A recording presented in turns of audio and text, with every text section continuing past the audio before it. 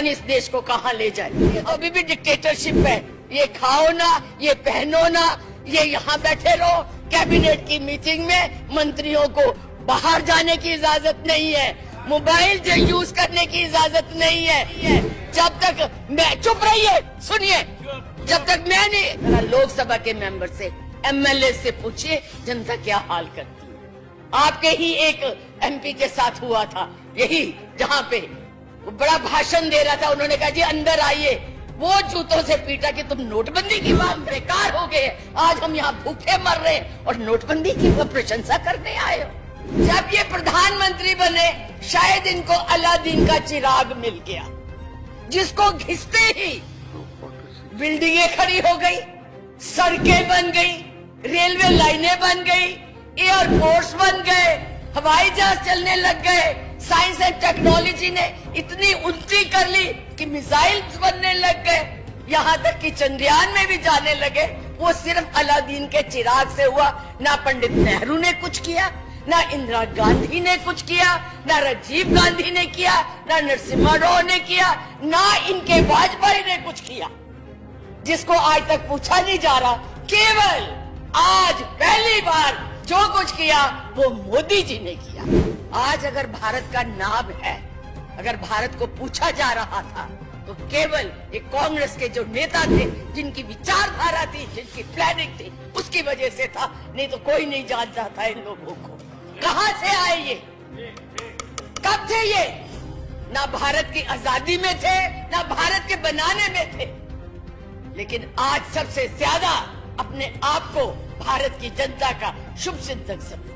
हाँ, है शुभ चिंतक। एक काम किया अध्यक्ष जी ने, उपाध्यक्ष जी, जो नोटबंदी, जो तुगलकी फरमान कर दिया, रातों रात नोटों को जो है कागज के टुकड़े बना दिया, ये जरूर इन्होंने किया। मेरी बहनों का जो पैसा था उसको भी काला धन इन्होंने साबित कर दिया, उनको लाइनों में खड़ा कर दिया कि जाओ अपनी उस संस्कृति का जुलूस निकालो, उसे सरेआम बदनाम करो, आपको कोई हक नहीं है पैसा बचाने का, क्यों नहीं खर्च किया, ये तुम लोगों का कसूर है।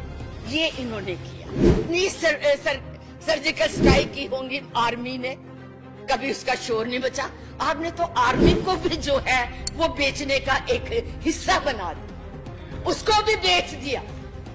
हमारे जो सिपाही, हमारे जो जवान बॉर्डर्स में लड़ते हैं, अपना खून बहाते हैं, उसका भी आपने पब्लिसिटी के द्वारा मजाक उड़ा दी। सरकार की पॉलिसीज या सरकार की जो नीतियां, उनका लेखा जोखा होता है क्या? जो अभिभाषण है उसमें बोलने जा रही, महामहिम का जो अभिभाषण होता है वो सरकार की पॉलिसीज या सरकार की जो नीतियां, उनका लेखा जोखा होता है। उपाध्यक्ष जी, ये लेखा जोखा नहीं है, ये जनता को धोखा है। इसमें, इस अभिभाषण में कुछ भी नया नहीं है। मैंने सारा पढ़ा, बहुत बार पढ़ा। इसमें क्या है?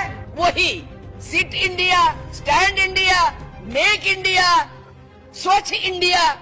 इंडिया ही इंडिया है, जनता कहीं पर नहीं है, जनता का नाम ही नहीं है। और क्या कहा गया है? हम ये कर देंगे। अरे भाई, जो आपने 2014 में अपने मैनिफेस्टो और भाषणों में कहा, वो तो आप पूरा कर नहीं सके हैं। कहां से नया करेंगे? जो हमारी नीतियां थी उनके नाम बदल बदल के ये लागू किए जा रहे हैं। उपाध्यक्ष जी, जब ये प्रधानमंत्री बने शायद इनको अलादीन का चिराग मिल गया, जिसको घिसते ही बिल्डिंगें खड़ी हो गई, सड़कें बन गई, रेलवे लाइनें बन गई, एयरपोर्ट्स बन गए, हवाई जहाज चलने लग गए। साइंस एंड टेक्नोलॉजी ने इतनी उन्नति कर ली कि मिसाइल्स बनने लग गए, यहाँ तक कि चंद्रयान में भी जाने लगे। वो सिर्फ अलादीन के चिराग से हुआ। ना पंडित नेहरू ने कुछ किया, ना इंदिरा गांधी ने कुछ किया, ना राजीव गांधी ने किया, ना नरसिम्हा राव ने किया, ना इनके वाजपेयी ने कुछ किया, जिसको आज तक पूछा नहीं जा रहा। केवल आज पहली बार जो कुछ किया वो मोदी जी ने किया। बाकी सारा भारत जो था, बाकी जो सारे नेता थे, वो बिल्कुल आराम से बैठे रहे। उन्होंने 60 साल कुछ नहीं किया, ना देश को आजाद करवाया, ना गरीबी के लिए लड़े, ना आगे बढ़ाया भारत। आज अगर भारत का नाम है, अगर भारत को पूछा जा रहा था, तो केवल ये कांग्रेस के जो नेता थे, जिनकी विचारधारा थी, जिनकी प्लानिंग थी, उसकी वजह से था। नहीं तो कोई नहीं जानता था इन लोगों को। कहां से आए ये, कब थे ये? ना भारत की आजादी में थे, ना भारत के बनाने में थे। लेकिन आज सबसे ज्यादा अपने आप को भारत की जनता का शुभ चिंतक समझ, हाँ है शुभ चिंतक। एक काम किया अध्यक्ष जी इन्होंने, उपाध्यक्ष जी, जो नोटबंदी कर दी, जो तुगलकी फरमान कर दिया, रातों रात नोटों को जो है कागज के टुकड़े बना दिया, ये जरूर इन्होंने किया है।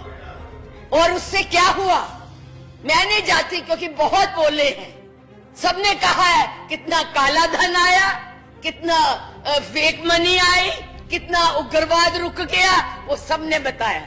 मैं तो केवल एक बात कहना चाहती, ये मेरे भाई बैठे हुए हैं, हिंदू संस्कृति कहती है, जिसके ये बहुत पुजारी है, जिसका नाम लेते लेते थकते नहीं है, उसी हिंदू संस्कृति में ये कहा गया है कि बचा के रखना चाहिए, मुसीबत के समय में काम आएगा। और हमारी कुशल गृहिणी उसी कहा जाता था।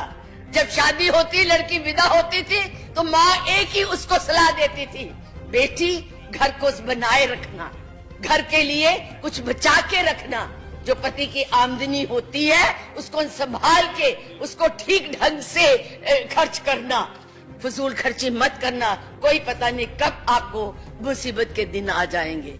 वही मेरी बहनों का जो पैसा था, उसको भी काला धन इन्होंने साबित कर दिया, उनको लाइनों में खड़ा कर दिया कि जाओ अपनी उस संस्कृति का जुलूस निकालो, उसे सरेआम बदनाम करो, आपको कोई हक नहीं है पैसा बचाने का, क्यों नहीं खर्च किया, ये तुम लोगों का कसूर है। ये इन्होंने किया। कह रहे सर्जिकल स्ट्राइक की, अरे क्या आप, बिल्कुल ठीक कहा किसी ने कि ये तो इवेंट मैनेजमेंट है, गवर्नमेंट मैनेजमेंट नहीं है, इवेंट मैनेजमेंट है, पब्लिसिटी है। कितनी सर्जिकल स्ट्राइक की होंगी आर्मी ने, कभी उसका शोर नहीं बचा। आपने तो आर्मी को भी जो है वो बेचने का एक हिस्सा बना दिया, उसको भी बेच दिया।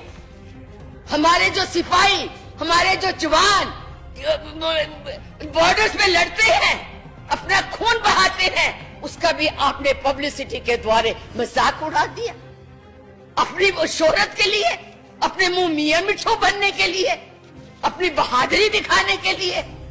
कहाँ है वो देशभक्ति? है ही नहीं, क्योंकि देश के साथ कभी प्यार रहा ही नहीं, भारत की आजादी की लड़ाई में नहीं लड़े, देश को बनाने में नहीं आपका हिस्सा रहा। ठीक है, कुछ गलतियों से या उसके, जनता है, जनता किसी को भी चुन सकती है, किसी को भी वोट दे सकती है, ये उनका अधिकार है, और ये अधिकार भी कांग्रेस पार्टी ने दिया है, आप लोगों ने नहीं दिया। आज अगर हम वोट देने का हक रख रहे हैं, इस देश में प्रजातंत्र है, तो कांग्रेस की नीतियों से है, और आपका अगर बस चले तो पता नहीं इस देश को कहां ले जाए। अभी भी वैसे डिक्टेटरशिप ही आप लोगों के लिए, तो आपके लिए तो अभी भी डिक्टेटरशिप है। ये खाओ ना, ये पहनो ना, ये यहाँ बैठे रहो, कैबिनेट की मीटिंग में मंत्रियों को बाहर जाने की इजाजत नहीं है, मोबाइल यूज करने की इजाजत नहीं है। जब तक मैं, चुप रहिए, सुनिए, जब तक मैं नहीं, वो नहीं रेडियो में अपना प्रचार नहीं कर लेते, टीवी में अपना भाषण, जो इनके खिलाफ बोल दे, जो इनकी नीतियों की आलोचना कर दे, वो देशद्रोही है, उसके अंदर इसको अरेस्ट कर लीजिए, उसके अंदर इसके ऊपर केस चला लीजिए। एक ये नया शब्द इन्होंने दिया है, एक नई परिभाषा दी है, क्योंकि आपको बोलने का हक नहीं है। आप जो हाँ में हाँ मिलाइए तो आप बहुत ठीक है, अगर आपने गलत को गलत कह दिया तो आप देशद्रोही हो गए, आपके ऊपर मुकदमा चलना चाहिए, आपको जेल में डालना चाहिए। आप क्यों इस तरह से रह रहे हैं? पहनने का एक यूपी में एक और नया काम शुरू कर दिया है, जो मैनिफेस्टो आया है, मैनिफेस्टो में क्यों दे रहे हैं? आप कानून बनाइए, कानून को इम्प्लीमेंट कीजिए। कानून पहले भी है, ईव टीजिंग के लिए कानून है, उसे लागू कीजिए, उसको ठीक तरह से लागू कीजिए। पुलिस रिफॉर्म कीजिए, पुलिस को नए ढंग के वेपन्स दीजिए, उनको ट्रेनिंग दीजिए। ये कानून और मैनिफेस्टो में देने से ईव टीजिंग जो है वो दूर नहीं होने वाली। माइंडसेट चेंज कीजिए, सोशल जो स्टिग्मा है उसे दूर कीजिए, अपने आप को इससे ऊपर उठाइए, इस भारत के बारे में सोचिए, जनता के बारे में सोचिए, केवल नारे मत दीजिए। कितनी एफडीआई आ गई हैं आपके पास? मैंने खुद देखा है, अंबाले में किसान आलूओं की ट्रॉली लेके डीसी के ऑफिस के सामने फेंक रहे कि बेच दो इसको, और आप कहते हैं कि कुछ हुआ ही नहीं, इसका कोई असर ही नहीं हुआ। कितनी जनता, कितनी लेबर आज अपने अपने प्रदेशों में चली गई है, इसका जरा हमें सर्वे करके बताइएगा, फिर पता लगेगा। क्योंकि हम राज्यसभा के मेंबर है ना, हमें जनता से नहीं बात करनी पड़ी। जरा लोकसभा के मेंबर से, एमएलए से पूछिए जनता क्या हाल करती है। आपके ही एक एमपी के साथ हुआ था यही, जहां पे वो बड़ा भाषण दे रहा था, उन्होंने कहा जी अंदर आइए, वो जूतों से पीटा कि तुम नोटबंदी की बात करते हो। आज यहाँ हम बेकार हो गए, आज हम यहाँ भूखे मर रहे हैं और नोटबंदी की प्रशंसा करने आए हो। हकीकत को समझिए और अपने आप को बदलिए। केवल ये मत सोचिए कि यही रहेंगे, बड़े बड़े नहीं रहे, सिकंदर नहीं रहा और नहीं रहे, हर को जाना पड़ता है। इसलिए अपना जो है समय जो है इन बातों में मत बिताइए। इस भारत के लिए कुछ कीजिए, इसकी जनता के लीजिए। इसलिए मैं इसका